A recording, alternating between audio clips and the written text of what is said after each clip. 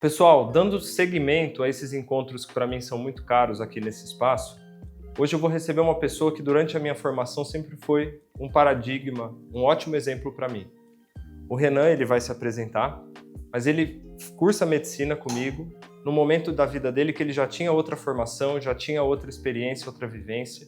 Então, ao longo de toda a minha trajetória como universitário, eu sempre tive ele como amigo e como ponto focal, como norte. E aí, Renan? Quem que é você? Meu amigo Conta Gustavo, palavras bonitas do Gustavo, mas o Gustavo, a gente tem uma amizade já de 13 anos, iniciando na faculdade mesmo, e, bom, tenho que falar umas palavras bonitas também para você. É um rapaz de boa índole e que com certeza está galgando aí esse sucesso que ele apresenta hoje por mérito próprio e com certeza mais prosperidade ele vai ter na carreira dele e muito orgulhoso fico da atuação dele.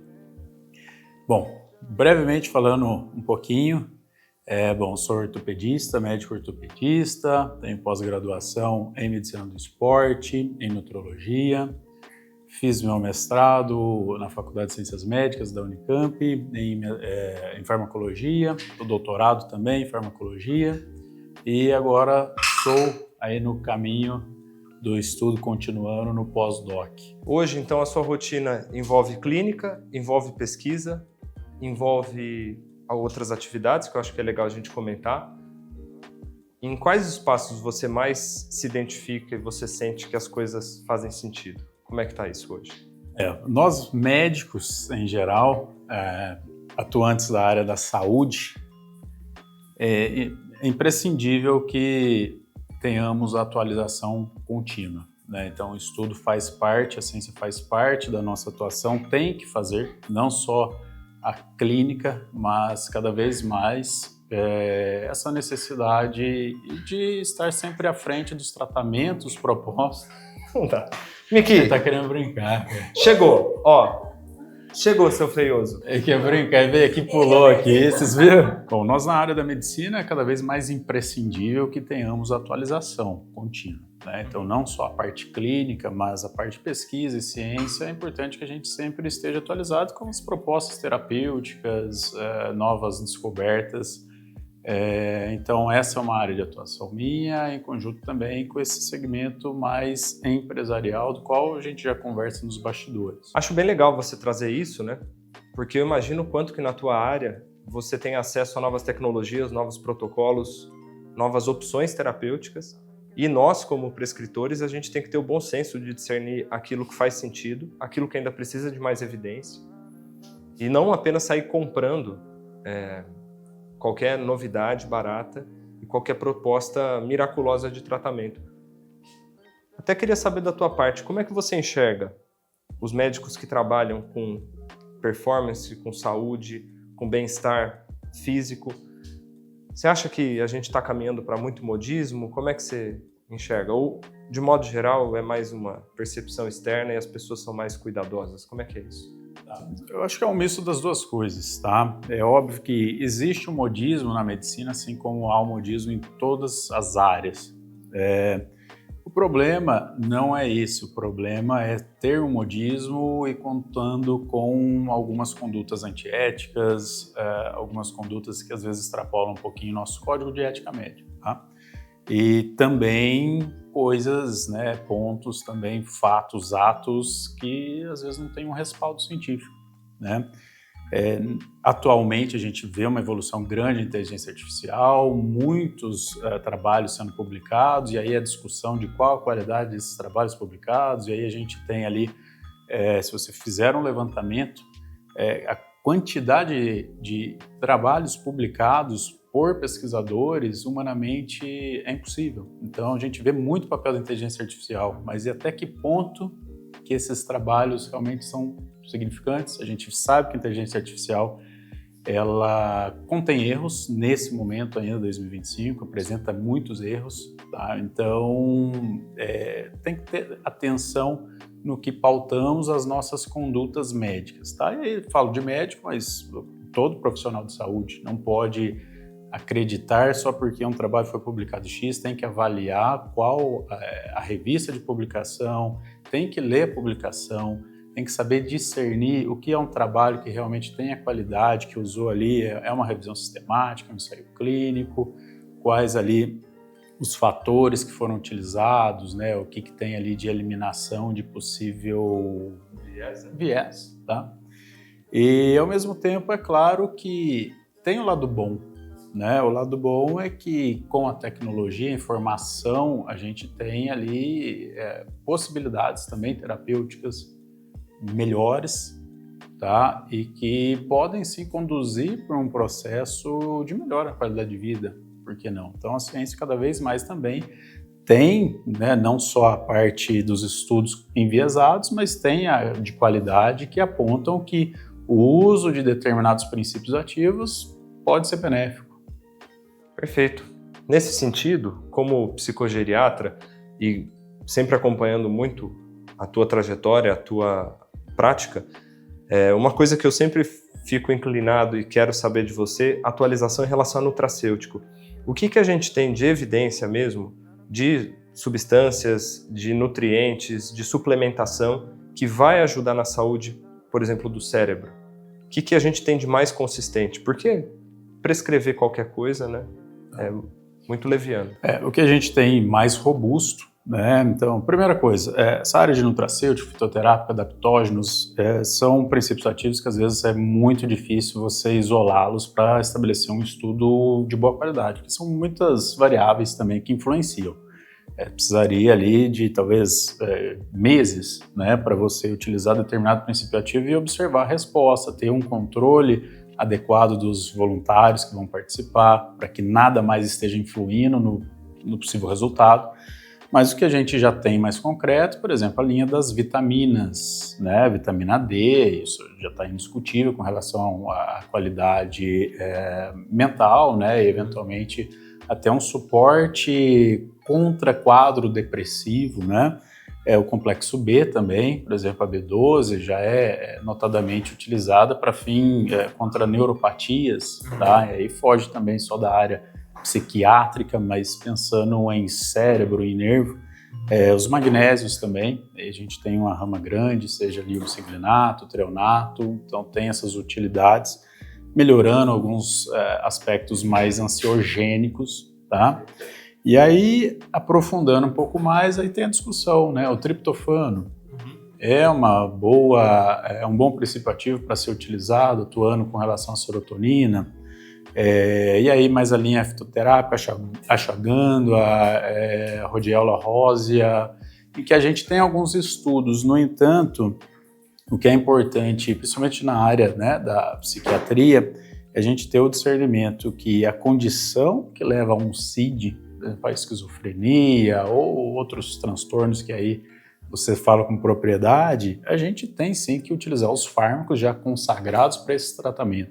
Perfeito. Eu acho que o nutracêutico, a fitoterapia, ela pode sim ter algum auxílio, mas seria a cereja do bolo e, obviamente, respeitado as condições prévias dos pacientes que não tenham nenhuma contraindicação para o uso. Acho bem importante a gente tocar nisso e eu acho que o recado que fica para quem nos assiste é que existe consenso, existe protocolo. Então, evidentemente que inovações e novas medicações serão ótimos adjuvantes, mas a gente não pode, e cobrem isso dos prescritores, dos médicos de vocês, esquecer o protocolo habitual das coisas. A gente hoje, né, no Instagram, vê médicos especialistas em prescrever um tipo de medicação, sem fazer uma formação sólida, sem ter esse discernimento. Isso é realmente muito perigoso. Você comentou um pouco sobre a interface entre saúde física e saúde mental. Falou de alguns transtornos psiquiátricos, suplementação.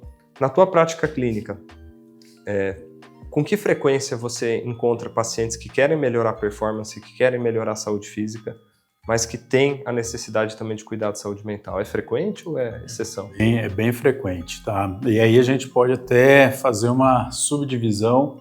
Por exemplo, os pacientes obesos, tá? Eles têm normalmente algum transtorno de ansiedade em conjunto, eles têm alguma necessidade de um segmento, sim, psicológico, psiquiátrico, tá?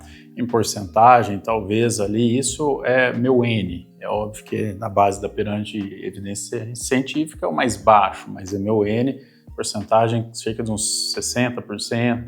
Então, eu noto essa necessidade. E aí, se a gente manter essa subdivisão, por exemplo, para pacientes que às vezes só estão buscando ali uma melhora, né, da performance, ele já não é mais obeso, não tem sobrepeso, mas ele está buscando uma melhora. Tem muitos ali que já apresentam alguma vigorexia. Tá? É óbvio que é um problema também aqueles pacientes que vêm, não se enxergam, que eles já têm ali uma robustez física e buscam ali cada vez mais algo que possa fornecer, buscar o desejo dele, né? E aí a gente observa aqueles usos absurdos de, por exemplo, esteroides anabolizantes sem indicação nenhuma. Então aí coloca a saúde em risco, deixa de ser saúde, né? Então a vigorexia é um problema, sim. E por último também, que tem sido recente, tá? É a ortorexia. É aquela busca exacerbada, o paciente já tem a sua condição física ok, mas o paciente ele tem tanto o comportamento de natural saúde e que acaba se tornando um problema, tá? Então, e aí você aponta melhor que eu também, por conta de ser sua área, em que a ortorexia, ela, para ser diagnosticada, enquadrada, ela tem que representar um problema na qualidade de vida do paciente com relação a isso, mas nada mais é que a busca exacerbada pelo natural, deixar de participar de uma roda social por conta de acreditar que vai ter algum problema, que vai ter um déficit do desempenho muscular, enfim, que seja. Então é algo bem recente, sim. E ambos têm uma porcentagem considerável, sim, em consultório de nutrologia e de medicina do esporte. Nesse sentido, saúde mental é liberdade existencial. A partir do momento que, apesar de buscar saúde, eu estou inflexibilizando minha vida, inflexibilizando minha rotina e me alienando, isso não é saúde mental, né? Eu acho que o ponto é esse. Uma outra coisa que eu imagino que você tenha que acolher dos teus pacientes isso é um processo histórico, né? Quanto mais a gente sabe sobre o desenvolvimento de doenças, mais responsabilidade a gente dá para o paciente. Por exemplo, a gente sabe que fumar promove e aumenta o risco de alguns tipos de câncer. Então, existe uma tendência no médico sem tempo, sem muito traquejo, de culpabilizar o paciente pelo adoecimento dele. Uma coisa é responsabilizar, outra coisa é culpabilizar. Como é que chegam os pacientes para você? Porque a gente sabe que obesidade, dislipidemia, hipertensão, hiperglicemia são todos fatores de risco para adoecimento. Eles chegam muito angustiados, qual que é o sentimento que eles trazem? Perfeito, boa colocação, e é óbvio que são doenças também, né, são fatores de risco e já tem o CID próprio, né. Qual é o problema disso? Como você referiu, às vezes a falta do tempo de algum colega, a falta de jeito, traquejo em poder ali conversar com o paciente, ele acaba gerando uma má adesão a qualquer tratamento que esse colega vai propor. Tá? Isso a gente não precisa ir muito longe, pois ninguém gosta de ter ali alguém ditando regra, nem olhando no seu rosto, prescrevendo tchau, né? E esse é um problema realmente porque a gente deve fazer parte desse tratamento em busca da melhora do paciente. É óbvio que o paciente não pode terceirizar o seu tratamento, ele tem que ter essa noção de que ele necessita, tá? E a maneira em que você vai passar é justamente algo essencial para que tenha essa adesão, como a gente conversou. Eu particularmente, enfim, não aponto para paciente aquele aspecto, poxa, você está obeso, gordo, você precisa, mas ele já sabe, ele internaliza. E eu espero muito o raciocínio dele em apresentar isso para mim. No que ele apresenta para mim, aí você enxergou o seu problema, a gente consegue tratar. Acho que isso é muito importante. E aí não falo só no aspecto com esse intuito de longevidade, e querendo ou não, às vezes a pessoa vê muito como estética emagrecer, né? Mas aí trazendo um pouquinho da minha experiência enquanto ortopedista, né? Quando refere que a pessoa está com dor, está obeso, não consigo fazer atividade física para emagrecer porque eu tenho dor. E aí, como abordar? Então, eu uso um exemplo que acaba traduzindo bem para o paciente e ele acaba abraçando sim a ideia, ele consegue enxergar isso e a gente tem que falar a linguagem. Então, eu faço ali a comparação com um veículo, com um carro, por exemplo, uma caminhonete. Tá? Então, quanto mais carga você coloca ali atrás da caminhonete, o que acontece com o amortecedor, com a suspensão? Vai rebaixar. Nosso corpo não é muito diferente. A gente tem a nossa caixa esquelética, a nossa composição esquelética, é para suportar determinada quantidade de quilo, tá? Seja ele até em peso muscular ou em gordura. E quando há um sobrecarregamento, vai ter o reflexo em articulação, o paciente vai ter dor. Então, a partir do momento que ele entende, tem essa compreensão, tem essa reflexão, isso auxilia muito. Então, é 5 minutos que você, em teoria, tem com seu paciente para explicar isso e facilita muito a adesão. Perfeito. Eu acho que é bem bacana esse depoimento. Você sabe, você é ortopedista também, o quanto que a formação do ortopedista é uma formação muito cirúrgica, né? Muito assertiva, muito pragmática, e quanto essa pequena orientação faz diferença, né? Os pacientes muitas vezes chegam para mim referindo dor e narram que a cirurgia vai resolver. Não é sempre assim. De jeito maneira, até porque a cirurgia envolve muito, tem um risco já na indução anestésica. Uma cirurgia não é 100% certeza de ir bem, porque são vários fatores, não só pela técnica que o médico utiliza, pelo material, mas o próprio corpo do paciente, como vai reagir àquilo. Então, e é um ponto que, como a gente estava conversando, referia a respeito de terceirizar a condição. O paciente não pode terceirizar a condição, ele tem que fazer o máximo em que ele possa conseguir para amenizar esses aspectos, né? Então, em vez de, poxa, vou manter ali meu hábito alimentar, vou continuar sem fazer atividade física, vou continuar a engordar, porque lá no fim, se meu joelho mantiver a dor, piorar, eu vou fazer uma prótese. Não é por aí. Até porque a obesidade é, sim, um fator de risco que a gente considera para qualquer processo cirúrgico. Mesmo a equipe da anestesia, para conseguir entubar um paciente.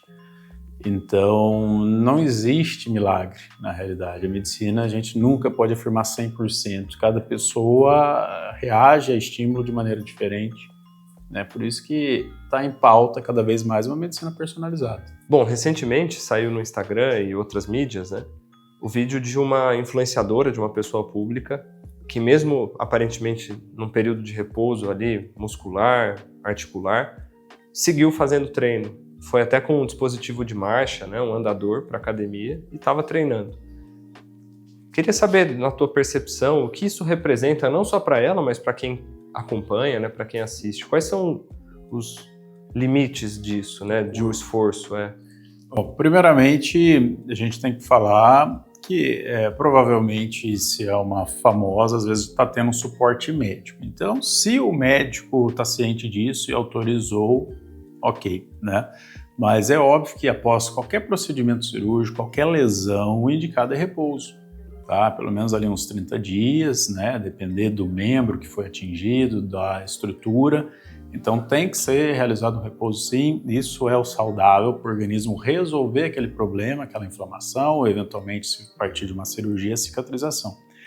E qual é o problema disso enquanto influencer, né? Eventualmente com várias pessoas assistindo, é que muitas vezes as pessoas que acompanham não têm esse suporte médico adequado em que uma rica, uma famosa está apresentando, tá?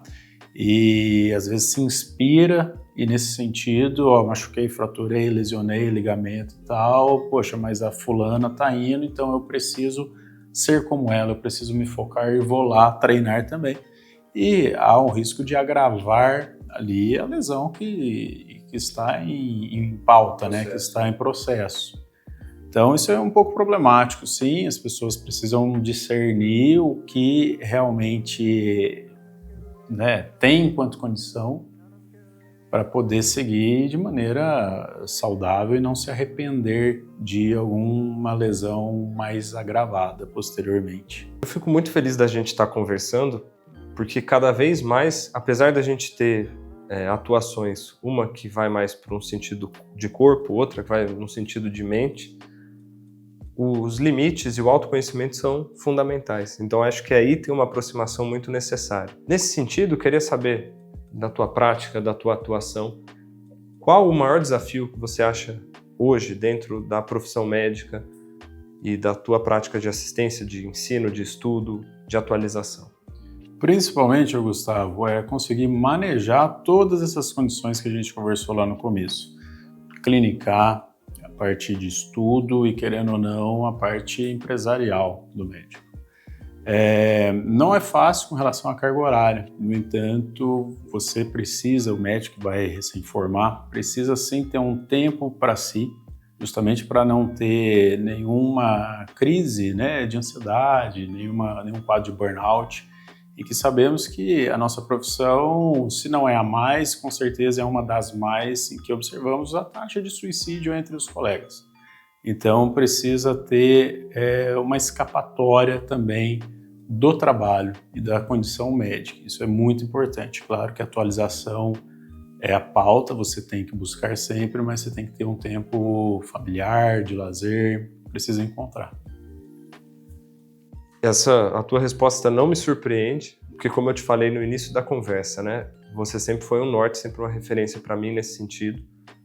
E eu sempre vi você tentando equilibrar todas as demandas, né? As tuas demandas anteriores, pessoais, empresariais e a formação.